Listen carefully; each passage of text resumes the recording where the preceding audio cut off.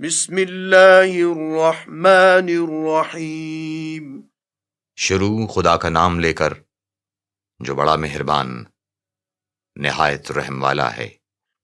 ایک طلب کرنے والے نے عذاب طلب کیا جو نازل ہو کر رہے گا، یعنی کافروں پر، اور کوئی اس کو ٹال نہ سکے گا، اور وہ خدائے صاحب درجات کی طرف سے نازل ہوگا کہ جس کی طرف سے روح الامین اور فرشتے چڑھتے ہیں، اور اس روز نازل ہوگا جس کا اندازہ 50,000 برس کا ہوگا۔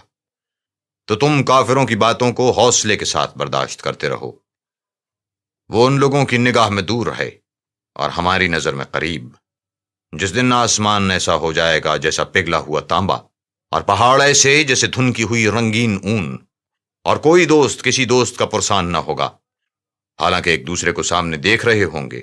اس روز گناہگار خواہش کرے گا کہ کسی طرح اس دن کے عذاب کے بدلے میں سب کچھ دے دے، یعنی اپنے بیٹے اور اپنی بیوی اور اپنے بھائی اور اپنا خاندان جس میں وہ رہتا تھا، اور جتنے آدمی زمین پر ہیں، غرض سب کچھ دے دے اور اپنے تئیں عذاب سے چھڑا لے۔ لیکن ایسا ہرگز نہیں ہوگا، اور وہ بھڑکتی ہوئی آگ ہے، کھال ادھیڑ ڈالنے والی، ان لوگوں کو اپنی طرف بلائے گی جنہوں نے دین حق سے اعراض کیا اور منہ پھیر لیا، اور مال جمع کیا اور بند رکھا۔ کچھ شک نہیں کہ انسان کم حوصلہ پیدا ہوا ہے۔ جب اسے تکلیف پہنچتی ہے تو گھبرا اٹھتا ہے، اور جب آسائش حاصل ہوتی ہے تو بخیل بن جاتا ہے۔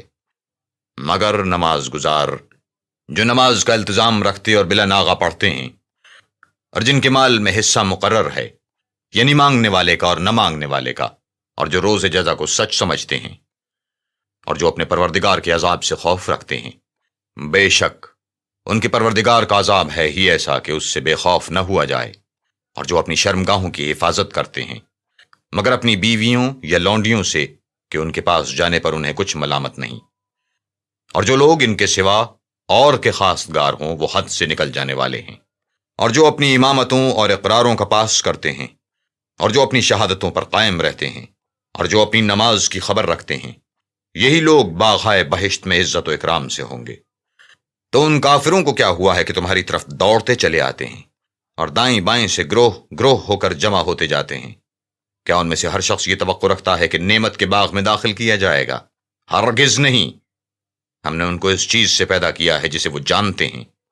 ہمیں مشرقوں اور مغربوں کے مالک کی قسم کے ہم طاقت رکھتے ہیں، یعنی اس بات پر قادر ہیں کہ ان سے بہتر لوگ بدل لائیں، اور ہم عاجز نہیں ہیں۔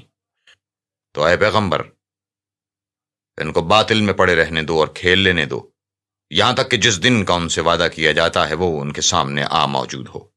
اس دن یہ قبروں سے نکل کر اس طرح دوڑیں گے جیسے شکاری شکار کے جال کی طرف دوڑتے ہیں۔ ان کی آنکھیں جھک رہی ہوں گی اور ذلت ان پر چھا رہی ہوگی۔